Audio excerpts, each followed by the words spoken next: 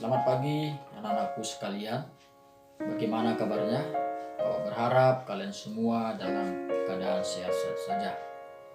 Anak-anakku sekalian, mari kita kembali memulai pembelajaran kita dari buku Pendidikan Agama Kristen dan Budi Pekerti untuk kelas 7 dari bab 4, yaitu tentang dosa dan pertobatan.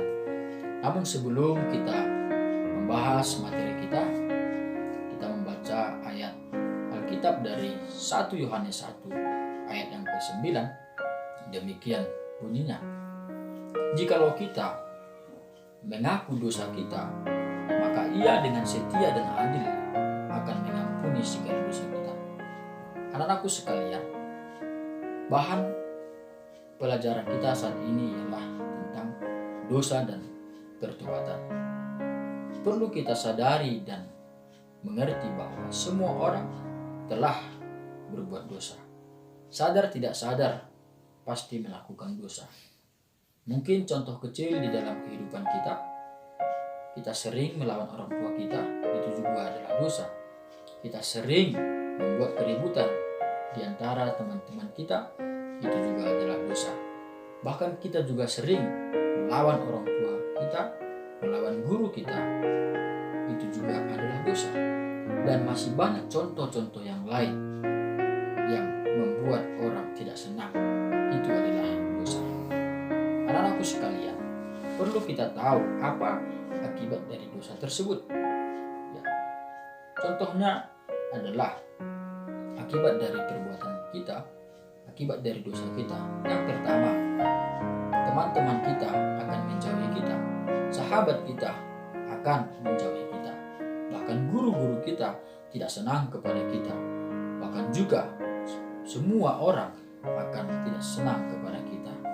Mungkin juga orang tua kita akan malu akan perbuatan kita. Nah, untuk itu anak-anakku sekalian, perlu kita mengerti dan memahami itu adalah akibat daripada dosa kita. Lalu apa yang kita lakukan? Apakah kita berdiam diri saja? Tentu saya rasa tidak.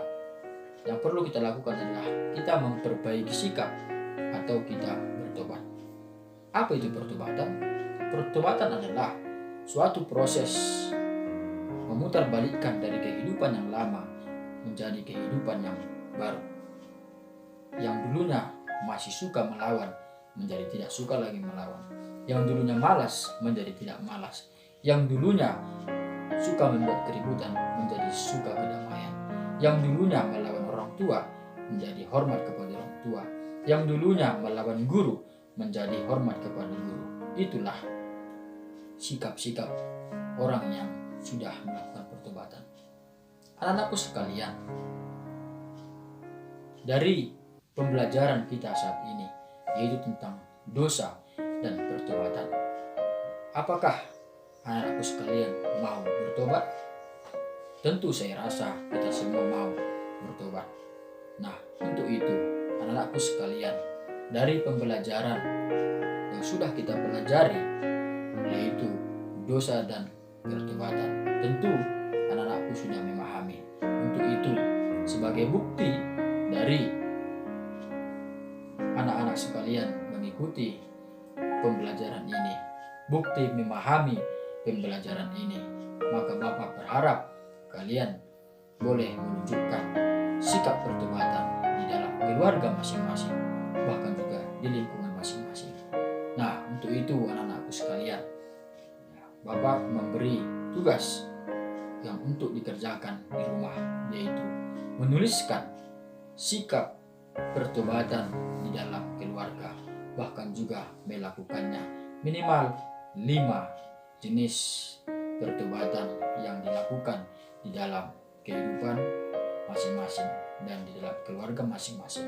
Nah, untuk itu anak-anakku sekalian, kita telah belajar dari pembelajaran ini, yaitu tentang dosa dan pertobatan. Maka mari kita untuk tidak melakukan dosa lagi. Mari kita melakukan yang baik. Supaya apa? Supaya Tuhan senang dan juga orang tua senang, bahkan semua orang senang kepada kita.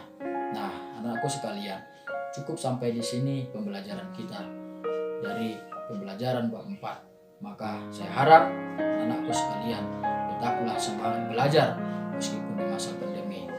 Anak-anakku sekalian, cukup sampai di sini pembelajaran kita. Kiranya kita tetap sehat, tetap kuat, dan juga kita tetap menjaga protokol kesehatan supaya kita sehat, keluarga sehat, dan semua orang sehat. Terima kasih, sekian, selamat pagi, sampai jumpa di lain waktu. Terima kasih.